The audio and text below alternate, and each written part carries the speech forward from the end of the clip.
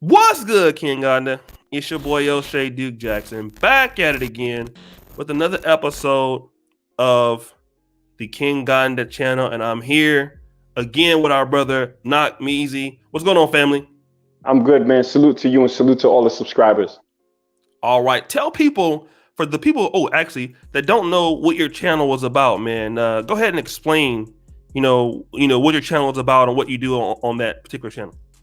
On my channel, I discuss the relationship between Black Americans and Africans, things that are going on in Africa. I also talk about sports, things that I do in terms of community give back programs. It's a little bit of everything, but everything from a Black perspective.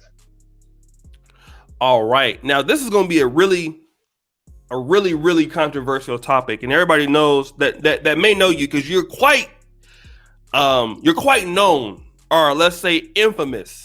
I'm infamous. Yes. You're more infamous in this space as a person that is proudly what is ADOS in Black American Descendants of Slaves, foundational Black American, interchangeably African American lineage, just like myself. And Yvette Carnell, Tone Talks, and then Tariq Nasheed with the FBA have been kind of pushing that kind of separation, if you will, as a group of people to be classified as one unit and not just lumping us all into the African discussion piece. But and then one of the topics is that the ADOS is that we're being replaced by continental Africans. We see it now in the NBA, you see it in sports, you see it in films, and a lot of people say that Black people or the continental Africans are taking away opportunities from us in academics, in employment. They're replacing us, and we need to stop that. What do you have to say about that? I want to go back to something that you said prior to the question right there, which is that the people that you mentioned are pushing. Did you say separation? I think that it's more about exclusivity and focusing on our tribe, so to speak. Yes, they're not really excluding, but they're just saying they're not separating. They're just saying, look, we are an exclusive tribe with an exclusive set of circumstances. Yes. And we need to focus on our own. So I just wanted to get to that point. But right. Now, as far as immigrants coming over here to replace us, the only thing that I can give you is my perspective, my honest perspective as a Black American from New York City. And I don't look, let's look at the numbers. It's about 2.5 million Africans in America, okay? A lot of them live amongst Black Americans. You do have some that have an anti-Black American bias that they brought with them from the continent. You have some that were shunned in the Black community that stick to themselves. So you have a lot of stuff, right? But I've never ran into an African that took an opportunity away from me. I'm going to put it in a European perspective. I moved to this country without knowing how to speak the language, not understanding the culture. What I did is I came here and I got busy learning the language, learning the culture, and focusing on my craft. And now where I work, I have indigenous white people reporting into me. So it's really, for me, it's just about focus. And I think Africans see America as a place of opportunity. And a lot of us Black Americans don't take advantage of that opportunity. And then we want to point fingers at exclusively Black immigrants.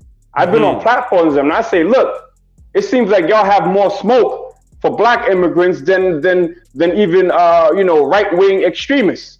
How come the conversation is always about Black immigrants and we're not talking about the what's the dude that ran up in the church and killed 9 of our people? Yeah, the guy from South that dude. Yeah, we don't have to even say his name. People like that. How come these ADOS conversations don't include that? It's always immigrants. I get it. Reparations, politics for Black Americans, but you don't have to be, looking at new Americans as threats off the rip. That's a good question and a good point because, I'll be honest, the the Africans that do come to America, now it's a little bit different. I mean, I know you're in the Netherlands. I don't know what how Africans do there. And in Poland, the Africans are typically toward the bottom in my part of Europe. Right. It might be the same there where you're at. But in the United States, the switch is that, if you look at some of the, especially like the Nigerian Americans are the most successful immigrant group. They beat everybody. You see that with a lot of Ghanaians. They're doing very, very well. A lot of Africans in general do very, very, very, very, very well in America. Do you think that if the African community wasn't performing as well as they did, then there wouldn't be an issue, but their success is what maybe has caused some of these complaints? Well, I think it's not that simple. It's the success. There could be a level of animosity, jealousy, a level of, well, these people come here and most of them are the upper class of their societies where they are, and then they come here with already a leg up, so to speak. Yes. So if they were not doing so well, like they're doing in the Netherlands or in Poland, then African Americans, do you think that then we would then say, well, they're taking our opportunities if they were not? Because even the same thing in South Africa, the Zimbabweans are doing a little bit better.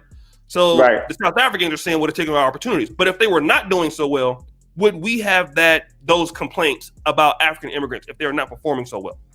I don't think we would. I think what it is that a lot of Nigerians, and we're going to speak specifically about Nigerians, come from a country that's overcrowded, and they look at America like, yo, if I just got a chance to get there, I can do my thing. And they end up doing that. If they were underperforming, then no one would care about them. We have, and let's make it clear, every African that comes to America, especially New York, is not, a lawyer or a doctor. You have your 419 boys, you have your scammers. I worked in investigations, and some of the best credit fraud people happen to be from that country. Okay. And this is no shade to that country, because they know you're going to have everything. If you have such a great population of people, then you're going to have good and bad. But no one's talking about what we used to call the get money Africans on Canal Street that used to sell all the fake bags. They used to sell mixtapes back in the days, back when hip hop was on cassette tapes.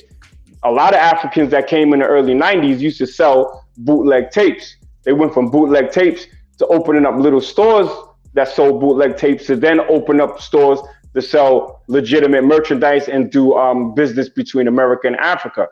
I look at them and I respect their hustle.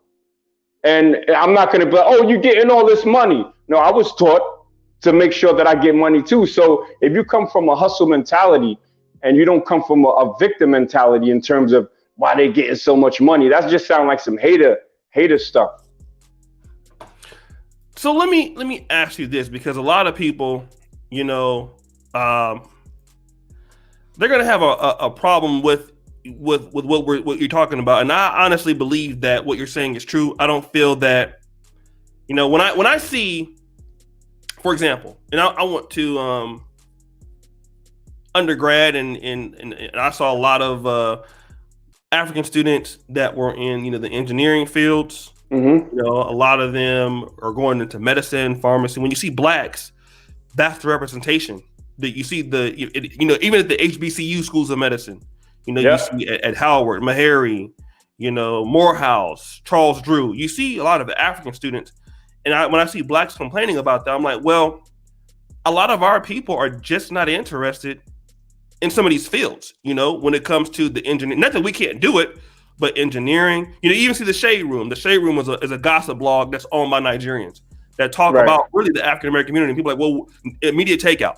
They say, well, why are they benefiting off our communities? And I'm like, well, I mean, it's not like you can't do it, but you just don't want to do it. Right. And that's one thing I don't understand. Like, I can see if, we had people that were trying to, to get into these sectors and create, but some of our people don't want to do it. Like, because again, the African immigrants that come up, they may be poor, but they are coming over there bright. If they have a BS in chemistry and biology, when they come to the States, they may be poor, but they still are smart, and they know how to get around. But But why are blacks complaining about like them doing those certain things that we don't want to do? I think we want to do them, but we just don't take advantage of the opportunities in America to do it. Mm-hmm. World Star Hip Hop gets millions of views every day. That was started by a Haitian. Yes. How come, we're not focusing on developing ideas with our young Black American youth so that they can do this? And there's Black excellence to me, pops in Black America more than any place else, but I'm biased.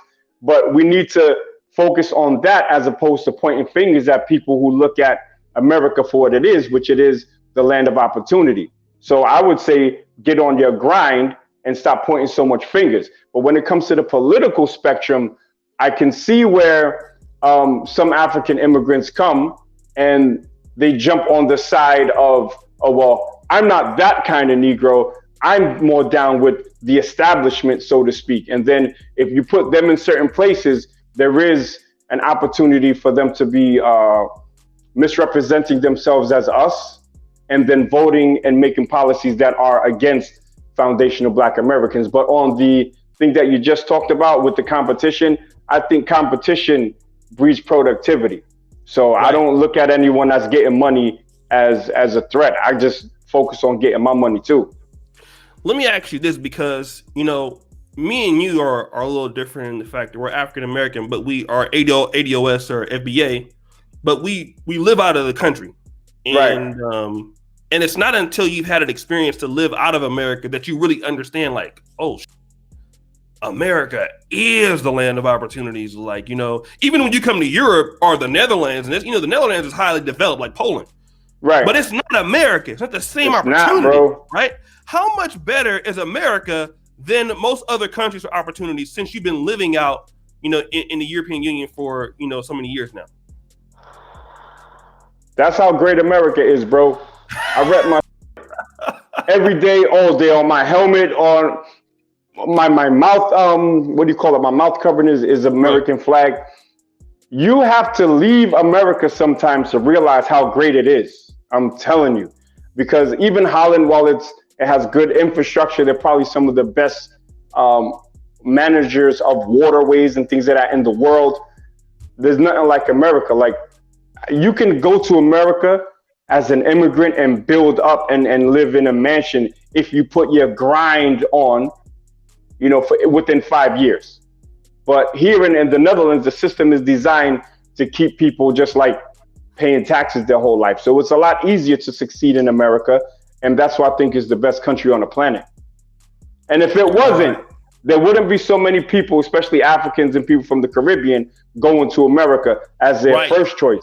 England is their second choice. They'd rather go to America, trust me. Right. No, everybody, even with the coronavirus, people like, nah, I'm still trying to get in to the United States. Yeah. And no, you made some really strong points, brother. I won't keep you too much longer. Let everybody know, brother, about your channel again and what kind of content we should expect from the NAKMEEZY YouTube channel. Well, my channel is about Black people. You know what I'm saying? Positive and the negative. I tend to focus more on the opportunities for improvement, but there's also Black excellence. There's community give back programs.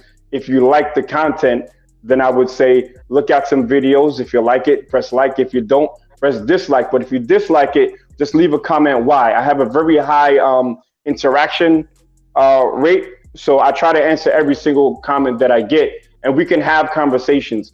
I also go live on Fridays where we may have an all the smoke debate day, or we might have something that's more educational. I talk everything about the slave trade, colonialism, industrialization, militarization of the continent. I also talk about things that are related to my Black American people and really bigging up and appreciating and representing how great it is to be a Black American. All right, brother, I do thank you for the great content that you so effortlessly give when you come over here. It's always good. Always good. So guys, go to the first comment pinned to the top. You will be able to find all of NAKMEEZY's information. We'll do a screen grab of his channel. And guys, I really, really thank you so much for the support here and everything. Any last words you want to say, brother? Yeah, I piss everyone off. Okay, so I pissed the ADOS guys off. I pissed off the Pan Africans because I'm nuanced. But what I say is, for the most part, in my mind anyway, it's factually based. Okay, but I'm always open to new information, new facts, new developments. So, like I said, let's have a dialogue in the comments, or just jump on a live stream one day and we can have it out in a positive way. If it's all the smoke Friday, then let it be that. But thank you for even listening to me. Thank you for bringing me on your platform, O'Shea. And I'll see you on the next one, bro. All right, guys. Thank you so much. And as you know, this is King Gonda forever. Appreciate you for all the support. Thank you, Brother NAKMEEZY, and we are out.